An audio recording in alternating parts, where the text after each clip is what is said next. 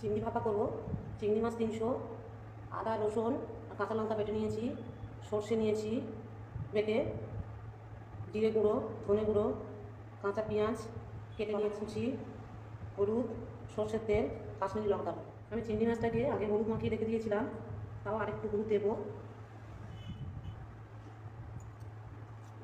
আদা রসুন কাঁচা লঙ্কা বাটা অল্প একটু,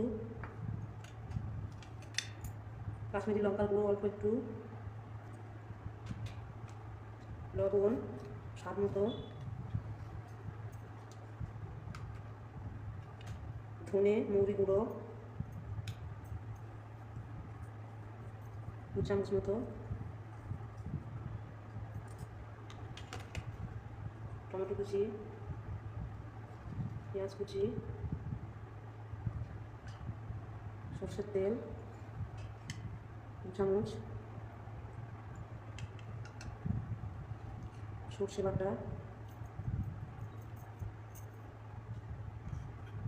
ভালো করে ম্যারিনেট করে নিচ্ছি।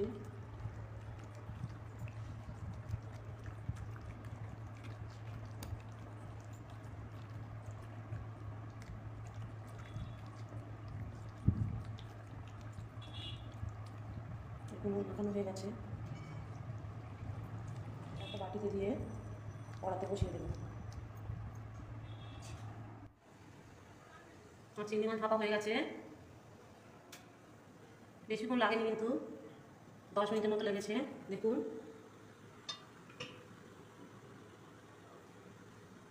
দেখুন তুলে দেখাচ্ছি কেমন হয়েছে।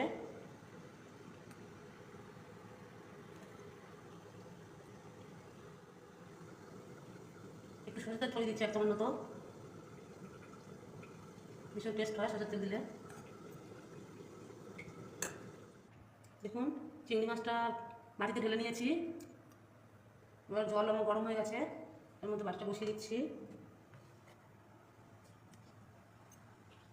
অল্প একটু সামান্য জল দিয়ে দিচ্ছি,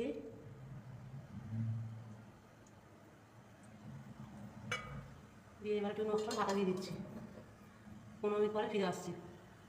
চিংড়ি মাছ ভাপা রেডি হয়ে গেছে। দেখুন খেতে ভীষণ মজা লাগে, আপনারা আমি বাড়িতে বানিয়ে দেখুন, আমাকে কমেন্ট করে জানান কেমন হলো।